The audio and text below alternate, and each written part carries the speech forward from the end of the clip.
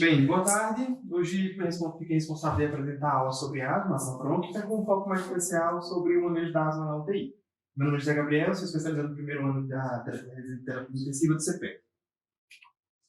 Bem, a asma é uma doença inflamatória crônica das vias aéreas, é uma doença inflamatória crônica intermitente, em que nós temos uma obstrução variável do fluxo aéreo e uma hiperresponsividade das vias aéreas quando são expostas a alguns alérgenos que a gente vai comentar posteriormente. Devido a essa hiperresponsividade, essa obstrução variável do fluxo aéreo, a gente vai ter um certo tipo de sintomas, que são sintomas muito específicos do ponto de vista respiratório, como dispneia, tosse, sibilos, que apesar de a gente sempre associar o sibilo com asma, nem tudo que sibila vai ser uma asma, tá? E, como eu falei, o foco vai ser asma na UTI, o que importa muito mais para a gente são as exacerbações da asma. E essas exacerbações nada mais são do que episódios de piores sintomas, de uma forma progressiva, de uma forma abrupta, que podem necessitar esse paciente vir um departamento de emergência, ou até mesmo um ambiente de terapia intensiva, ou até mesmo mudança de tratamento domiciliar. Por que estudar asma é importante? Epidemiologicamente, a asma é uma das doenças mais comuns, principalmente em países desenvolvidos. Tá? Ela tem uma prevalência mundial que gira em torno de 7 a 10%, totalizando mais ou menos uns 235 milhões de pessoas. No Brasil, a prevalência média do estudo de 2015 é de 4,5% a 8,5%, com cerca de 20 milhões de asmáticos. Dados do DataSUS de 2015 registraram 113 mil internações hospitalares por conta de exacerbações de asma, com um total de 543 mortes. Comparativamente com os anteriores, até que tivemos uma boa queda das mortes por asma, sendo que esse número girava em torno de 2.000 mortes por ano. Já mundialmente, nós tivemos em 2015 também cerca de 383 mil mortes por asma. E ela gera um grande custo. Lá nos Estados Unidos, por exemplo, nós temos um custo médio anual de 56 bilhões de reais. Em relação à fisiopatologia, né? Como eu falei, é uma inflamação das vias aéreas crônica intermitente, que tem uma obstrução parcial e variável do fluxo aéreo. Tá? A asma, na realidade, ao longo do tempo, como foi se estudando, foram se descobrindo outros mecanismos fisiopatológicos. Inicialmente, a gente achava que a asma só tinha uma via eosinofílica, que a gente vai comentar posteriormente, e realmente é a via mais comum. No entanto, nós sabemos que existem vários fenótipos, várias vias que podem gerar asma, como a via neutrofílica, a via granulocítica mista e a falsa granulocítica. Obviamente, a gente vai acabar focando aqui na eosinofílica, que realmente é a mais importante e preponderante, e também a neutrofílica, que nada mais é que uma ativação das células epiteliais, com expostas a alguns aeroalérgenos, outros alérgenos. A ativação dessas células epiteliais em macrófagos por receptores Toll-like e linfócitos TCD4, acabam estimulando a produção de citocinas, NF-κ-beta, interleucinas 8, que acabam ativando esses neutrófilos e gerando inflamação em vias aéreas. Agora, a via que realmente importa mais assim, para a gente, que é bem mais preponderante, é essa via eosinofílica.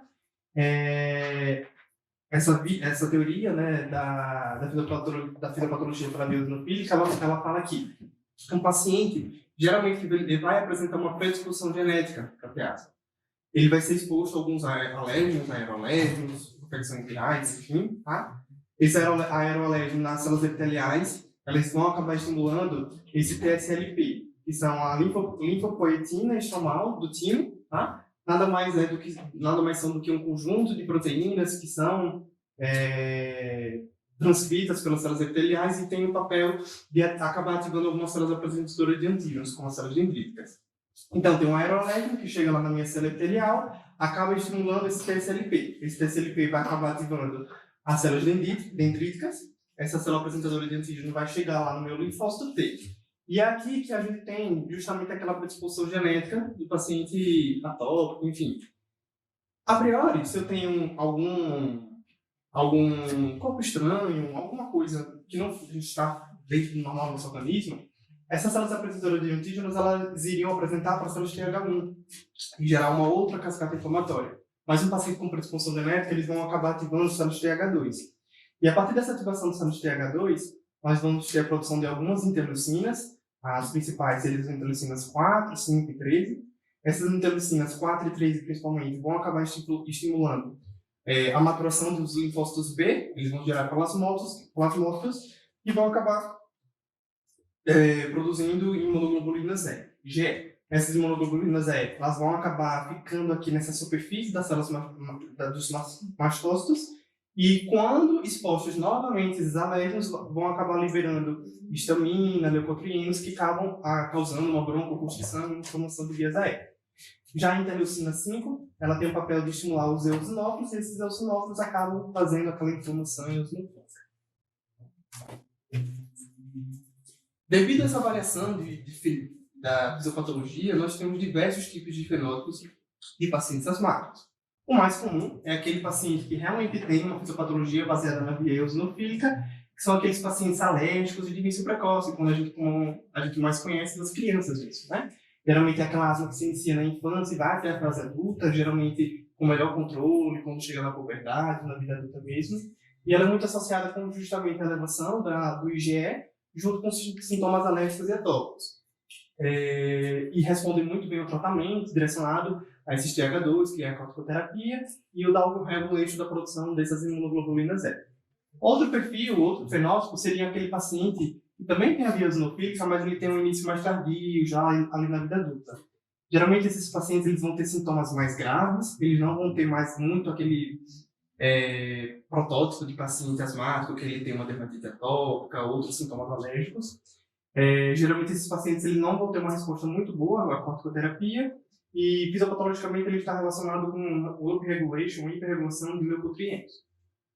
Temos também a asma induzida por exercício. Essa asma, fisiopatologicamente, ela está relacionada com a ativação dos mastócitos e citocinas pelo TRLP2. E geralmente tem sintomas leves, intermitentes, podem ser bastante evitáveis quando o paciente ele já tem essa noção de que vai ter dessa elevação, ele faz um SABA antes.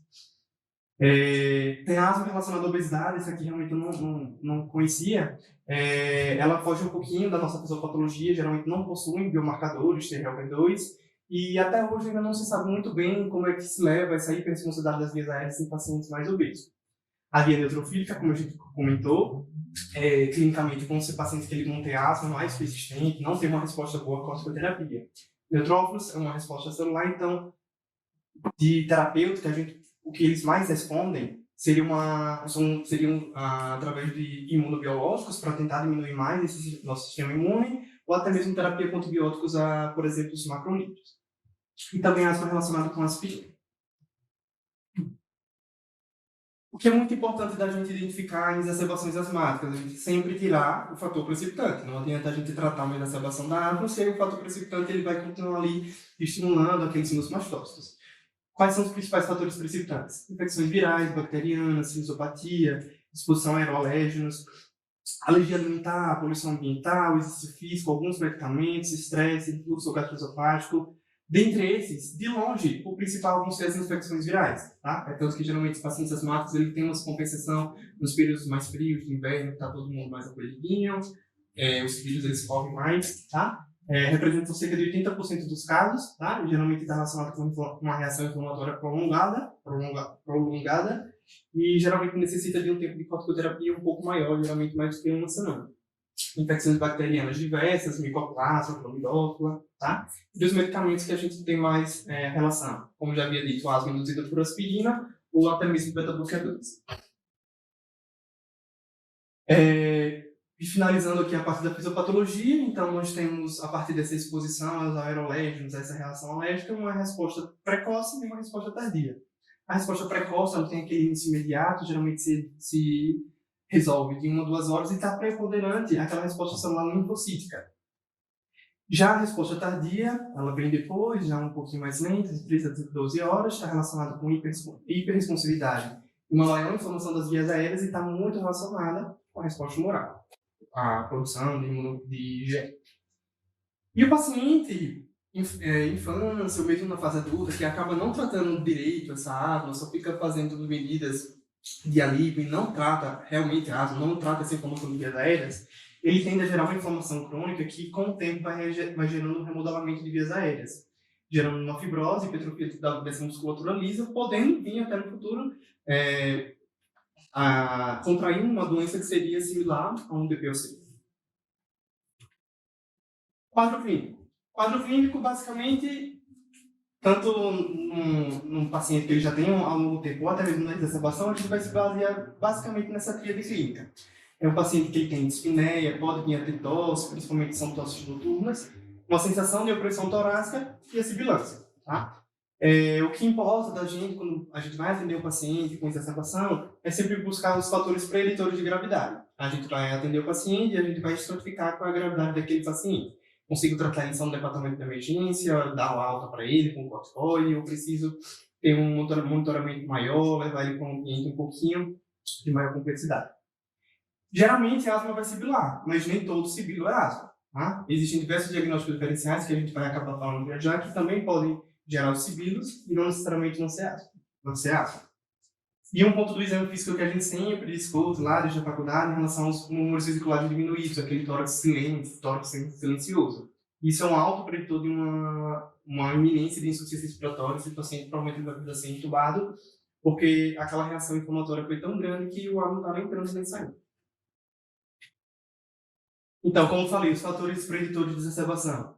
História de intubação prévia, necessidade de UTI, uma exacerbação grave, paciente que não tem uma boa percepção dos seus sintomas, uma rápida piora clínica, alguém que já tem uma outra história de utopia com alergias alimentares, doença psiquiátrica, uso de uma grande quantidade de medidas de resgate, acompanhamento inadequado, hospitalização. E aqui a estratificação do paciente baseado na sua gravidade. Tá? Nós temos um paciente que tem uma exacerbação leve, moderada, grave, ou até mesmo uma iminência de uma PCE. Geralmente, pacientes leves a moderados, eles vão conseguir conversar, pode até não ter uma fala tão contínua, um pouquinho entrecortada, mas geralmente eles vão conseguir falar sentenças ou até mesmo frases. Pacientes que eles conseguem deitar, não tem aquele desespero de fome de ar, tá? Vão ter uma frequência respiratória, mas também não tão aumentada. Geralmente a gente vai ficar um pouquinho mais preocupado com essa frequência passa dos 30. Geralmente não vai usar musculatura acessória ou usa muito pouco. A ausculta, sibilos geralmente eles vão ser realmente mais inspiratórios no final da inspiração, difusos. Quando a gente já tem sibilos inspiratórios, aquele processo obstrutivo já é um pouco mais grave, chegando no máximo, né, que é o tórax silencioso. Frequência cardíaca, um paciente normocárdico, um pouco taquicárdico, pulso paradoxal, estado mental, o paciente que ele vai acumulando, vai ficando hipercápnico, ele vai ficando mais sonolento, paciente hipóxico, ele geralmente tem que ficar um pouquinho mais agitado, até o extremo. O VFUM, que é o peak flow, né, que a gente acaba não tendo muita acessibilidade a isso, mas seria muito interessante, porque é uma medida objetiva, simples, que já diria se o paciente está em uma fase moderada leve, ou uma fase moderada grave, que vai precisar de um internamento em UTI, por exemplo. Saturação, PO2, que a gente vai se preocupar mais quando abaixo de 60, ou a PaCO2 quando começar a aumentar, assim, dos 45. Também precisa de interação em UTI. Diagnóstico eminentemente clínico, mas a gente pode se dispor de alguns exames complementares, principalmente para avaliar gravidade, complicações ou até mesmo fatores precipitantes. Saturação de oxigênio, acho que não é segredo, gasometria arterial também. A prova de função pulmonar através do peak flow, teoricamente seria indicado para todos, a gente precisaria de fazer uma reavaliação constante a cada hora, pelo menos nas fases mais críticas, mas a gente não tem muito acesso mesmo ao peak flow. Raio de tórax, principalmente para a gente excluir algum outro diagnóstico diferencial que possa estar interferindo ou causando mesmo essa exacerbação, uma pneumonia, ou um paciente que já evoluiu com pneumotórax. Hemograma, eletrólitos, eletro, caso vá internar esse paciente, se estiver pensando em alguma outra coisa.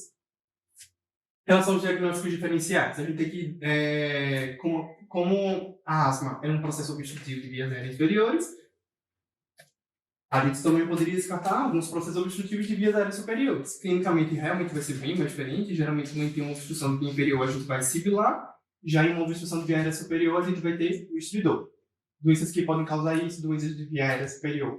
Tumor, edema da laringe, tá? Disfunção de pregas vocais, que o paciente ele vai apresentar uma obstrução parcial, tanto durante a inspiração quanto a expiração. Algumas doenças endobrônquicas, como corpo estranho, tumor, estenose, esse paciente ele vai se apresentar com algumas tosses paroxísticas, dispneia. Aquele ciclo ele não vai ser tão difuso, vai ser um pouco mais localizado, isso já tem que chamar um pouco a atenção.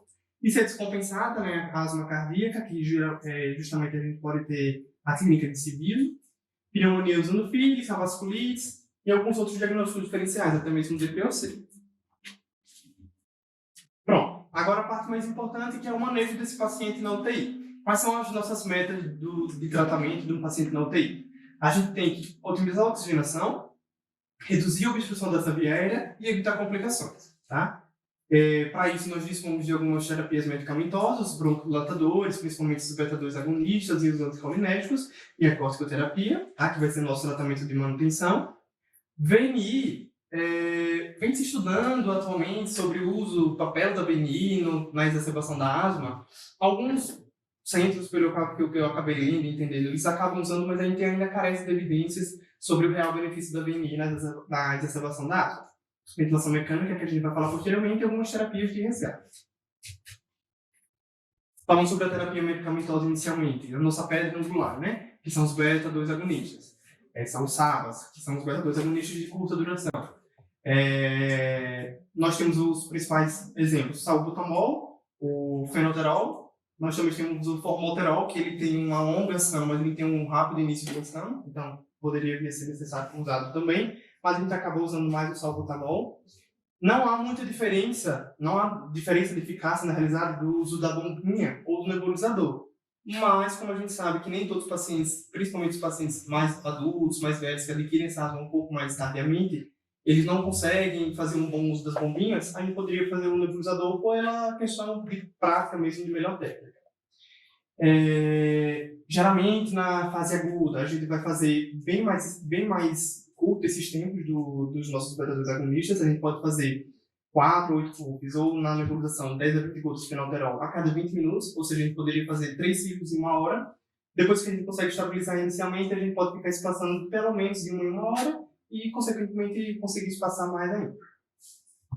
Não existe diferença entre a nebulização intermitente e contínua, então, tanto faz. Em relação à terapia parenteral, isso aqui é uma coisa que eu acabei até me surpreendendo, porque desde que eu comecei a residência, eu não fazia muita ideia da terbutalina mesmo. Olha, de onde eu vinha, a gente acabava não usando muito terbutalina, a gente usava mais salbutamol. E quando eu cheguei aqui, eu percebi que era bastante usado terbutalina. Só porque eu acabei aceitando, não cheguei a ler nada, mas quando eu estudei aqui quando eu acabei estudando aqui para aula, acabei vendo que essa terapia parenteral não tem muitos benefícios adicionais. Realmente é um pouco mais prático, principalmente para a equipe de enfermagem, que a gente às vezes nem sabe se eles vão garantir os puffs de salbutamol, é mais fácil, mas não tem tantos benefícios adicionais. Na realidade, tem até algumas complicações. Essa terapia parenteral, né, o maior exemplo é a terbutalina, pode vir associado com acidose lática, hipocalemia e taquiarritmia. A gente vai vir usar esses medicamentos? Vai. Não rotineiramente. Geralmente a gente vai usar quando a gente vai ter uma falha terapêutica desses medicamentos inalatórios, ou impossibilidade de seu uso, como eu falei, alguns pacientes são um pouco mais complicados, mesmo que a gente fazer uma terapia inalatória, ou pacientes com eminência de PCR que a gente quer algo um pouco mais imediato. Em relação aos anticolinérgicos, existem alguns resultados positivos e negativos dessa associação dos SABAs com os anticolinérgicos. Não há algo tão bem definido assim, de usar ou não usar, mas acaba-se usando, principalmente os anticolinérgicos nas exacerbações mais graves. Tá?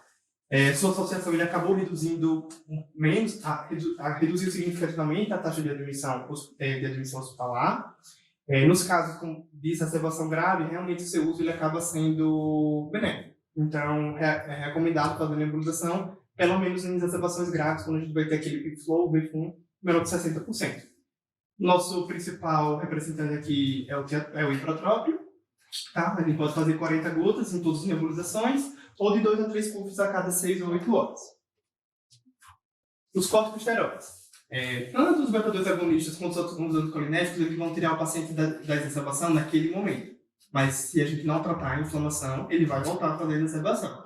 Então a gente reduz aquela obstrução e a gente já evita a perpetuação daquela inflamação, através de tratamentos com os corticosteroides. Basicamente, eles são indicados para todos os pacientes, exceto naqueles casos bem leves, assim, que realmente a gente não precisaria colocar um corticoide, tá?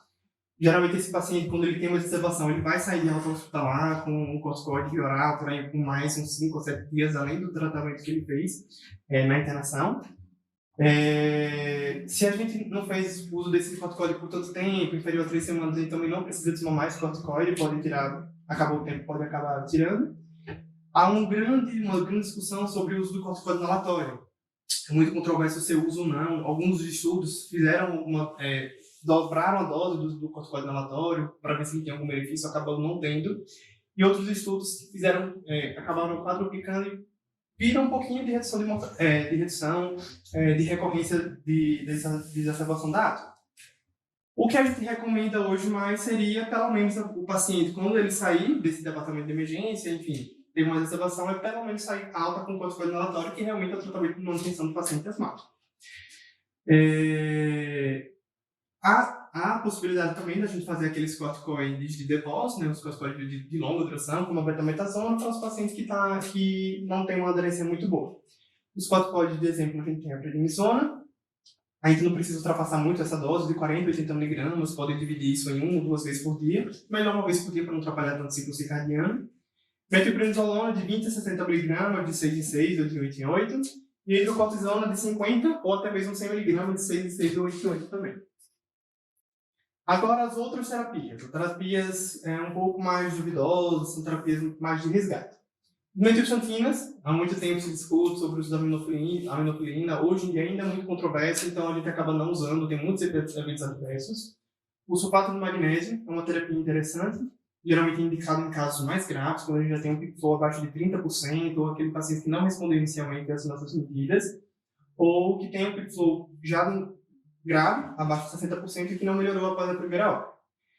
Geralmente a gente vai fazer essa dose venosa, mas há a possibilidade também de fazer nebulização de 1,2 gramas a 2 gramas em 20 minutos. O Heliox, que é uma mistura do gás hélio, 79% de hélio e 21% de oxigênio.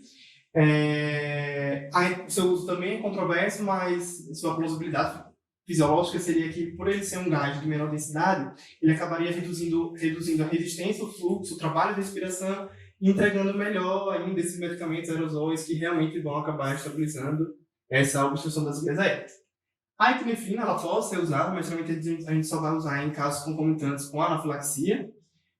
Apesar de ser um melhor efeito broncodilatador do que os beta-2 agonistas, a gente tem que levar em conta os efeitos adversos da epinefrina.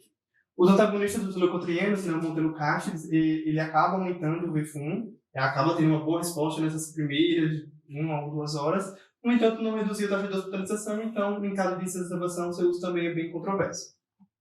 Outras medidas. Antibiótico. Obviamente, a gente só vai associar uma antibiótico terapia se tiver uma infecção bacteriana. Não hidratar excessivamente, não há necessidade de uso de mucolíticos ou qualquer uso de xarope para evitar. E também não tem nenhum benefício de fisioterapia respiratória. Então, sumarizando essa parte inicial da terapia medicamentosa, nós temos um paciente que ele tem uma exacerbação aguda de asma. Esse paciente está confuso, a gente já vai pensar que esse paciente está hipercápnico, está muito agitado, será que ele está hipoxêmico, sonolento, ou já tem um tórax silencioso. De imediato, esse paciente precisa ser entubado e mandado para a UTI. Eu não tenho paciente. Ele tem uma exacerbação leve, moderada, está com um pouco taquipneico, mas também não tanto, tem um pico flow maior do que 60% ou 50%, está em uma boa saturação.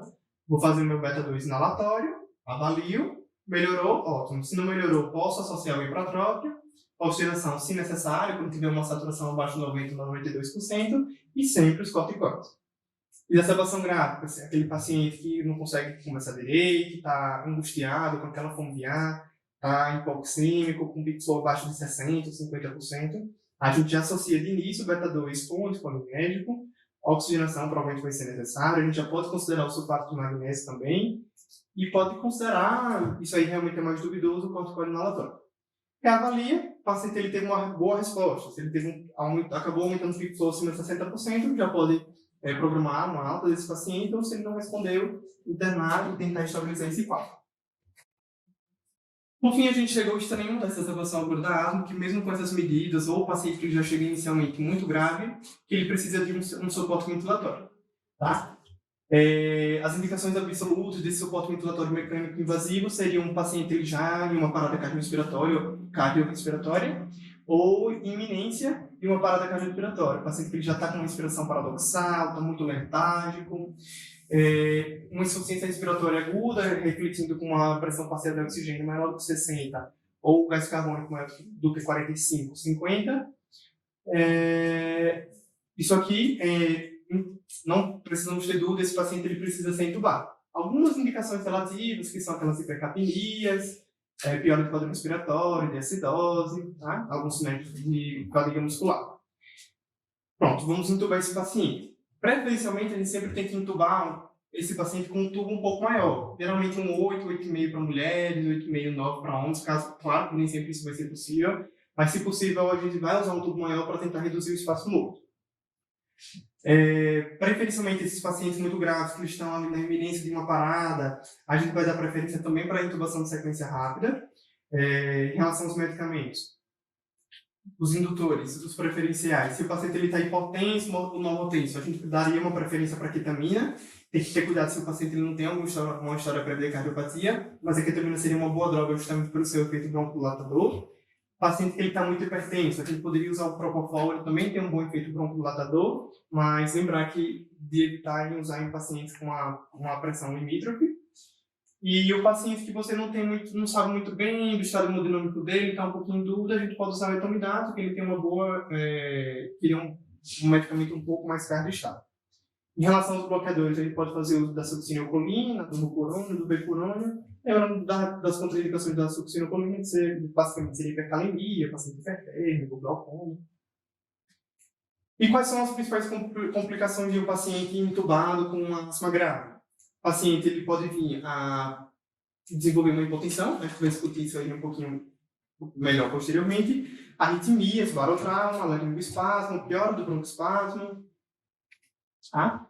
Pronto, o paciente foi entubado. Agora a gente tem que saber manejar esse paciente no ventilador. Como é a fisiologia da ventilação mecânica na asma? Veja, a gente tem um paciente que ele tem uma obstrução de vias aéreas, que aquele volume de ar que entrou, nem sempre ele vai conseguir sair. Ou realmente ele vai acabar não conseguindo sair muito bem.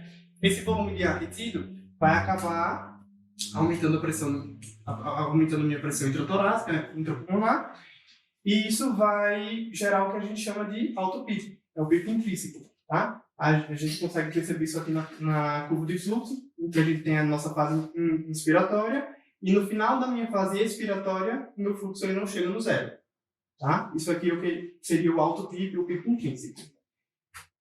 Esses aqui são os volumes pulmonares de um paciente normal. Nós temos aqui o volume corrente, aqui temos o volume inspiratório de reserva, que é aquele volume que a gente faz além de uma respiração normal. Eu respiro normalmente, se eu quiser expandir mais, esse é o meu volume inspiratório de reserva. E minha capacidade residual funcional, que é aquele volume de ar que fica depois de uma inspiração normal. Tá? Num paciente asmático, como a gente não consegue expelir todo aquele ar, minha capacidade residual funcional ela vai acabar aumentando.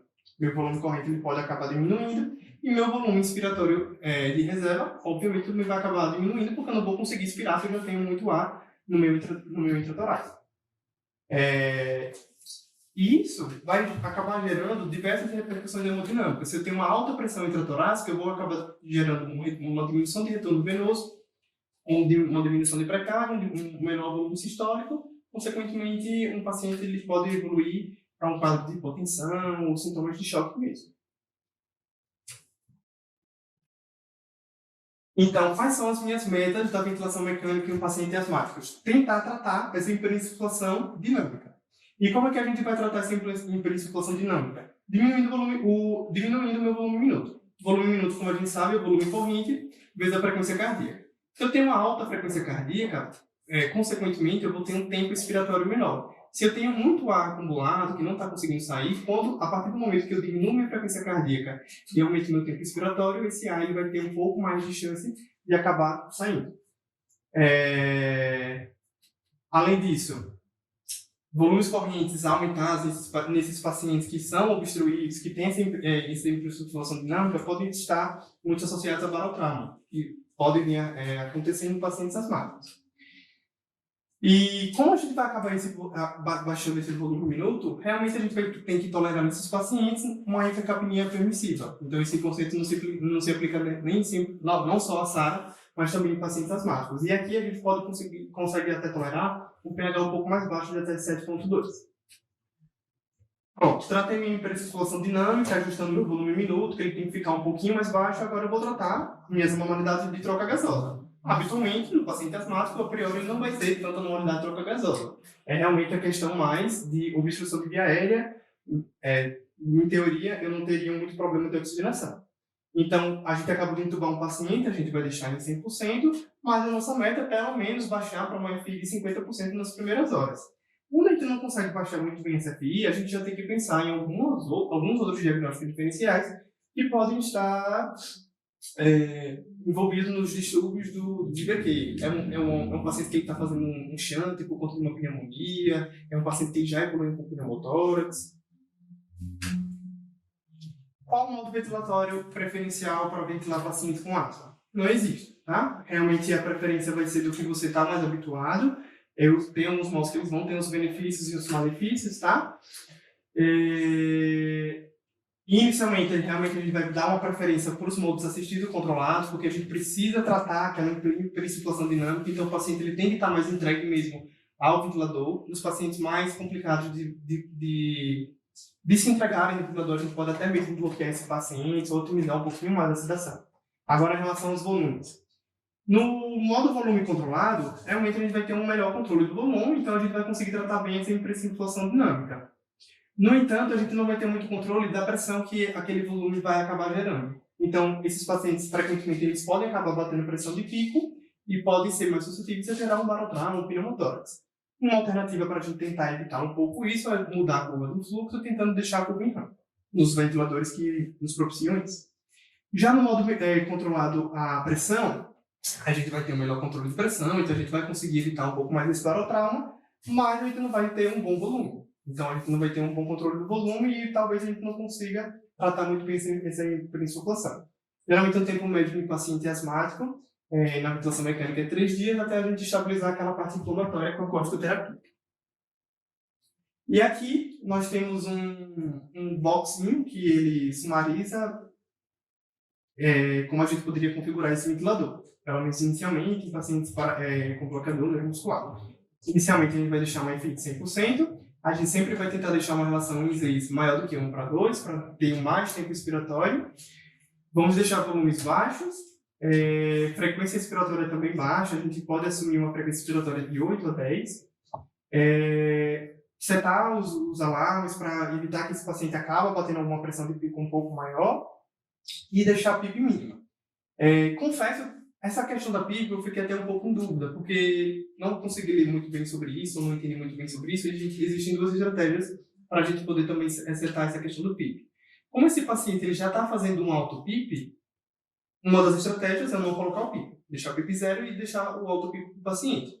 Uma outra estratégia é tentar deixar um PIP baixo, habitualmente abaixo de 5, não precisa passar muito do que isso, porque, paradoxalmente, esse aumento da minha pressão serviria para tentar abrir também minha via aérea para eu conseguir expelir todo aquele ar. Então, um pouco controverso, não vi muito bem algo bem definido. Se eu deixo com PIP, deixo PIP zero, ou se inicialmente eu deixo um PIP zero, quando esse paciente diminui a auto-PIP, eu coloco um pouco de PIP para ajudar a tirar esse ar, realmente eu não acabei não achando. Por fim, os critérios de subação desse paciente, quando ele tiver uma resistência de via aéreas um pouco menor, esse broncoespasmo ele já estiver mais controlado, ele já estiver com um bom controle inflamatório, paciente que não tenha sinais de fraqueza muscular, já tem uma PCO2 normalizada e que tem um alto PIP pelo menos abaixo de 10. É isto.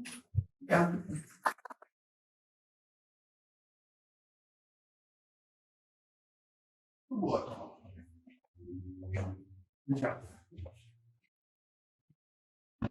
Tudo dela. Perguntas? Comentários? Eu tenho. Essa é uma das primeiras vezes que alguém apresentou e atendeu. Essa questão do PIP, não sei, não vi se é algo definido, realmente dinâmico, que a gente vai tentando. Não, nunca ninguém fez nenhum teste com isso. Acho que vale para todos os doentes.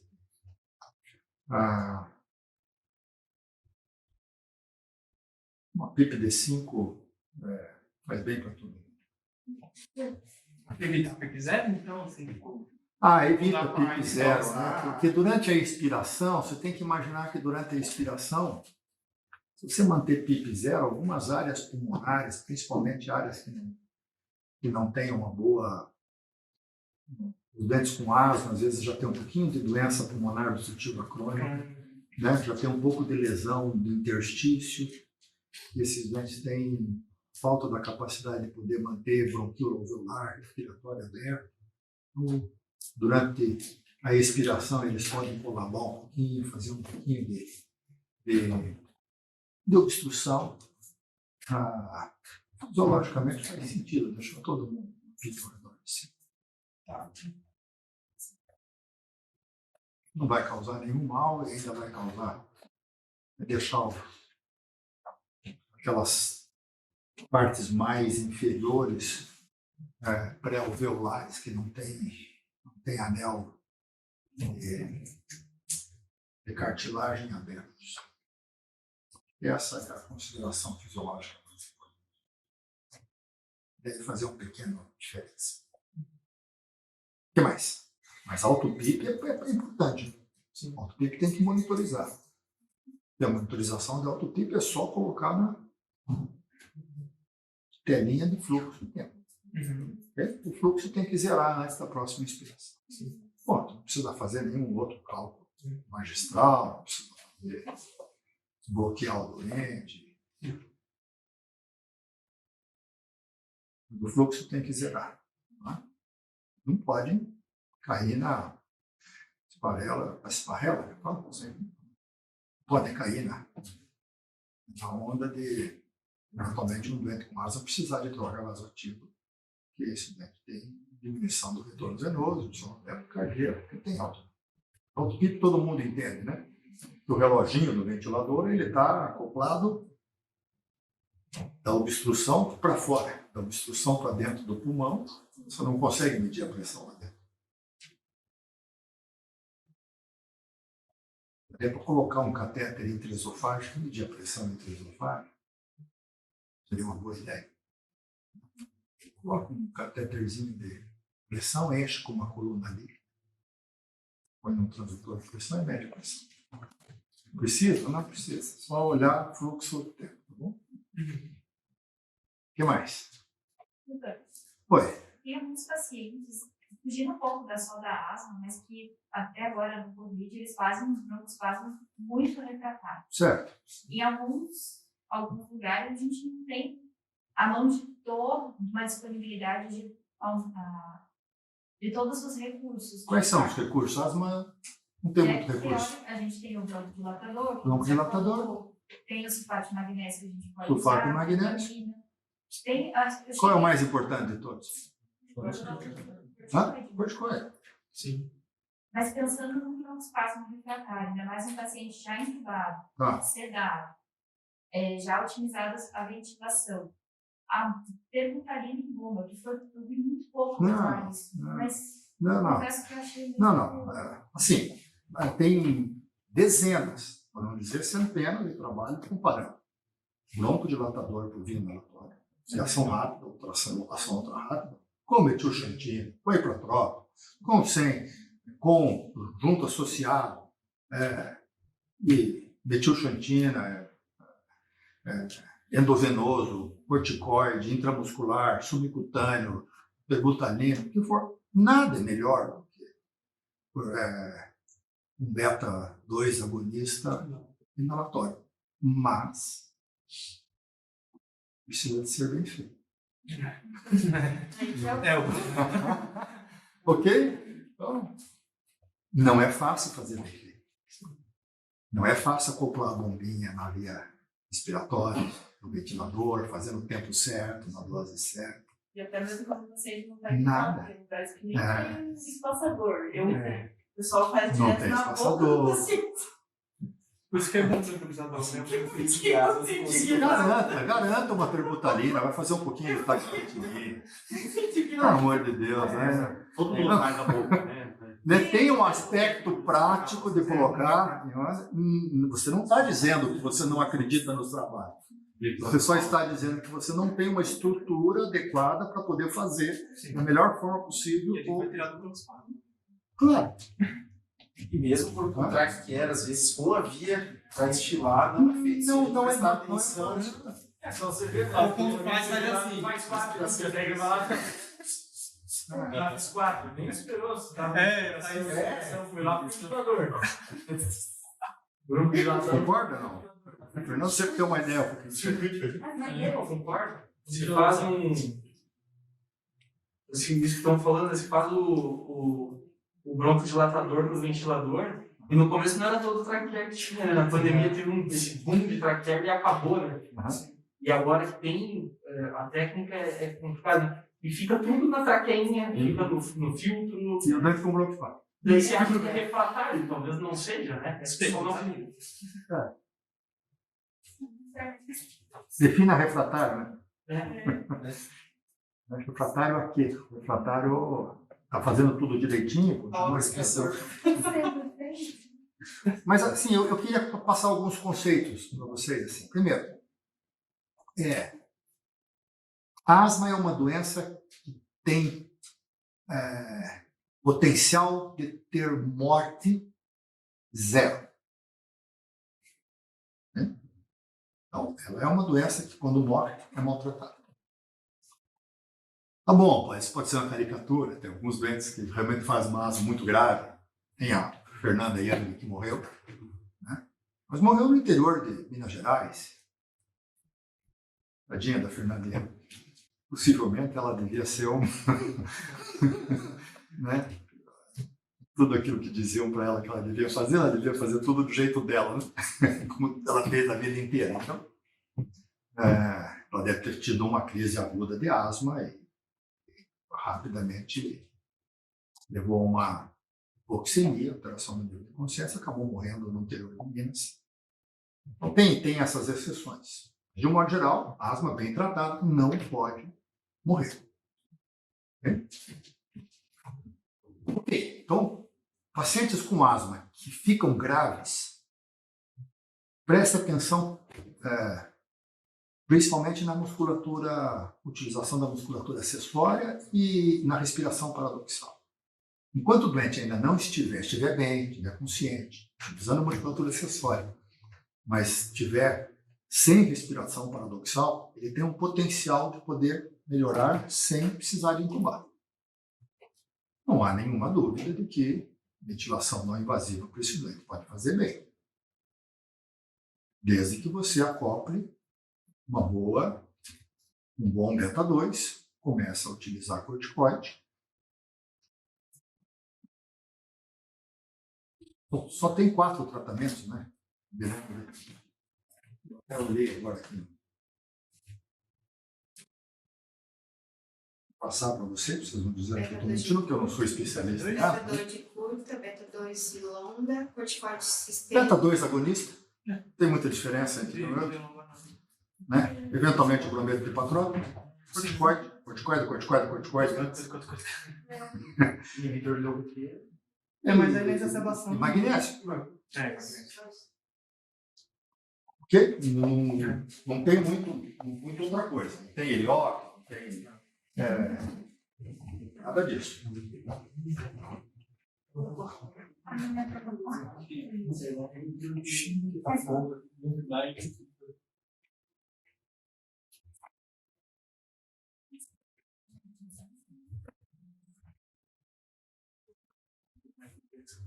E você vai lançar de outras coisas que podem piorar o quadro, né? Você não vai encharcar o paciente, né? Tentar deixar um balanço hidroclorado negativo. Já vou chegar lá. Essa história de que deve ter, eu não consigo passar ali. Já perdi o 5. Não deu 5?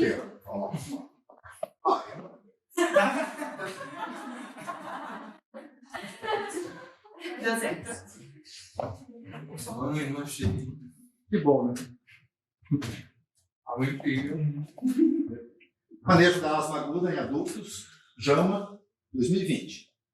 É que o Gina mudou em 2020. Mudou? O Gina foi 2019 e atualização 2020. Mas Só Mudou na aguda? Grave? Agora mas não, na grave não.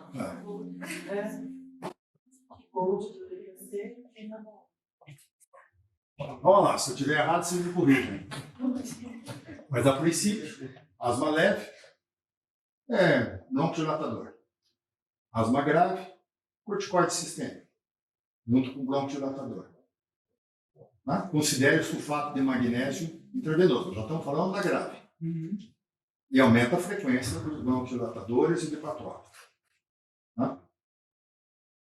Asma que ameaça a vida. A mesma coisa, e pode fazer ventilação não invasiva.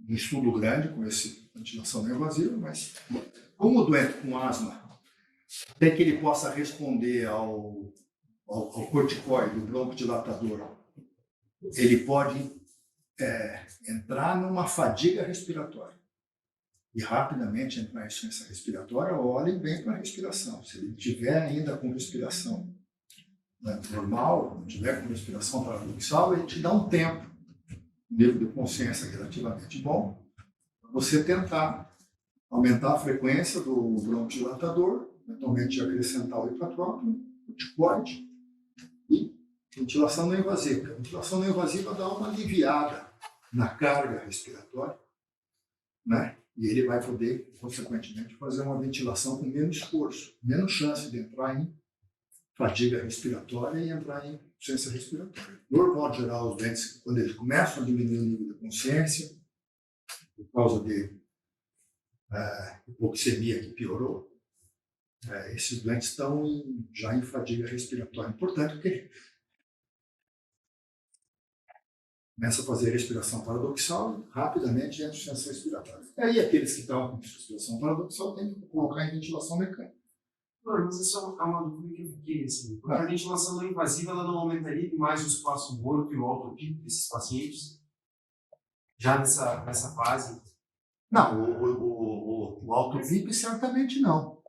Você vai fazer uma ventilação com pressão positiva e vai até ajudar na broncodilatação. Se esses doentes, durante a respiração, eles colabam, principalmente se eles tiveram um pouco de enfisema de pulmão, uma ventilação com pressão positiva, ao invés de pressão negativa, só tende a ajudar. E diminui o esforço respiratório significativo desses doentes. Seria mais Se eles estão começando a já ter um pouco de hipercapnia por causa de fadiga associada, não só por causa de distúrbio do EQ, o aumento do volume corrente, a ventilação vai ocasionar com menos esforço, a tendência vai ser diminuir a PaCO2.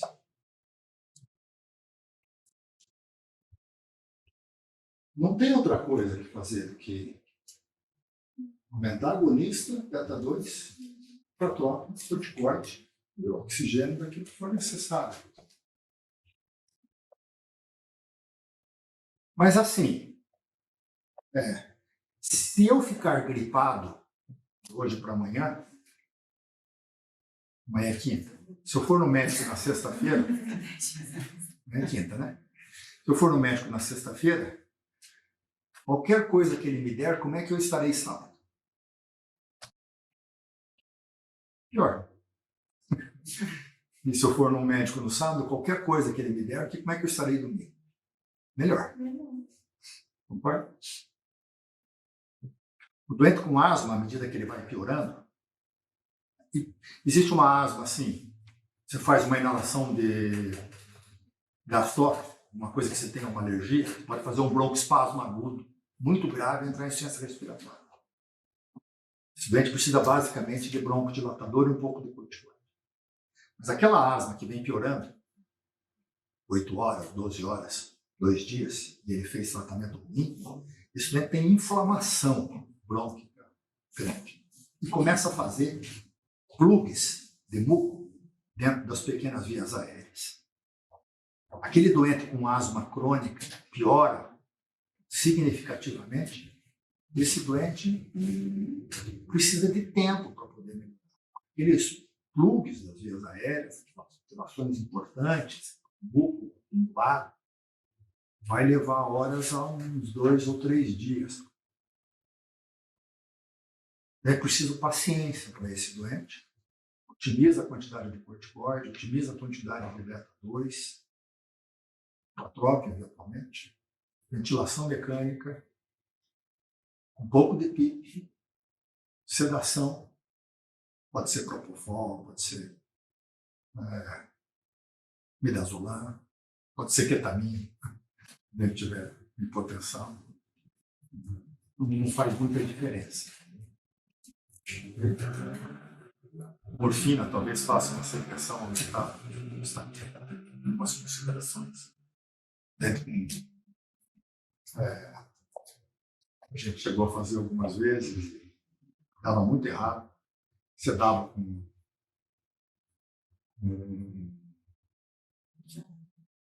cardenal, como é que é o nome do cardenal? Fenobarbital.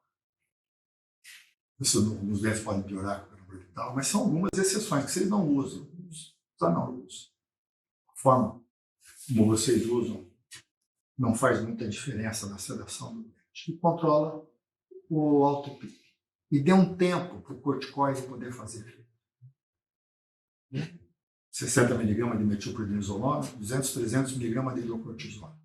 Não acredito muito na história de que metilprednisolona é melhor que cortisona. Okay? Mas vocês podem acreditar. Fazer metilprednisolona, se vocês quiserem. É uma penetração um pouco melhor no pulmão do que hidrocortisona. Não acho que faça grande diferença. 200, 300 mg de hidrocortisona é uma dose corticoide no pulmão. E a dose que vocês habitualmente fazem nos dentes com flora, insuficiência respiratória, é os corticoides padrão.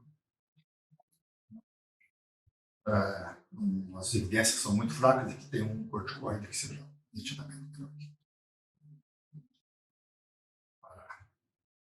O que mais? E dá tempo. Né? Qualquer coisa que você fizer no segundo ou no terceiro dia vai melhorar. Daí já está na hora dele começar a melhorar. Né? Mas otimize que esse doente tenha uma boa broncodilatação. Se ele tiver no ventilador, ficar fazendo sulfato de magnésio de forma repetitiva, provavelmente não vai funcionar. Como ele tem muita inflamação, é preciso dar 24, 48 horas para ele poder melhorar, para ele poder fazer absorção e lavagem daquele músculo. Algumas descrições de fazer lavado broncoalveolar para poder tirar esses músculos, mas é tudo assim, descrição de casos, de coisas que eventualmente alguém faz no segundo, no terceiro dia, que claro que depois descreve que melhora. Ok? Então, asma, essas mais crônicas, é preciso um pouquinho de paciência só, ventilação mecânica, não deixar o dente fazer autopique e um pouquinho de paciência. Ok? Otimizem aquelas coisas, porque essas coisas bem otimizadinhas, elas vão funcionar. O tempo. Então, use terbutalina se você não puder garantir. Se você garantir que o doente está fazendo uma boa inalação, você não precisa usar. Aí é uma estratégia de cada um dos hospitais de poder oferecer para esse doente grave a melhor broncodilatação que ele puder oferecer com os recursos que ele tiver. Então, se você olhar para o doente e o doente não tiver uma história de asma importante e ele não tiver assim uma história de descompensação que leva algumas horas ou alguns dias, ele tiver refratário, procurar uma outra causa dessa refratariedade. Eu seria capaz de apostar que essa refratariedade provavelmente é a congestão pulmonar. Por causa disso, a necessidade de fazer, principalmente nos doentes com asma com mais idade, um bom controle do mundo. Porque muita dessa refratariedade que você fica fazendo tributalina, que você fica fazendo corticoide, na verdade é um doente que tem cardiopatia, por isso com excesso de volume. Está em ventilação mecânica, principalmente, você identifica essa refratariedade quando? Quando você tenta desmamar. Ou seja, quando você começa a diminuir a pressão média nas vias aéreas, ele começa a fazer ventilação espontânea. Quando ele começa a fazer ventilação espontânea, ele sai da ventilação com pressão positiva para pressão negativa, aumenta o retorno venoso para o coração, e ele começa a fazer congestão. Esses doentes, às vezes, acumulam 2, 3 litros de volume nas pernas, na região dorsal, sem que você perceba clinicamente. Mas está lá o volume. Quando você tira a ventilação por pressão positiva, ele faz broncoespasmo. Ele faz broncoespasmo porque aquele volume que está lá volta para dentro da pequena circulação. Essa refratariedade, gostaria que na maior parte das vezes ela é ou por infecção ou ela é por congestão pulmonar. Às vezes o dente tem uma contratilidade boa, mas tem uma disfunção diastólica. Dentes com uma história de hipertensão arterial, tem um ventrículo esquerdo menos complacente, fazem mais congestão. Na saída da ventilação, a manifestação pode ser só broncoespasmo. O que mais?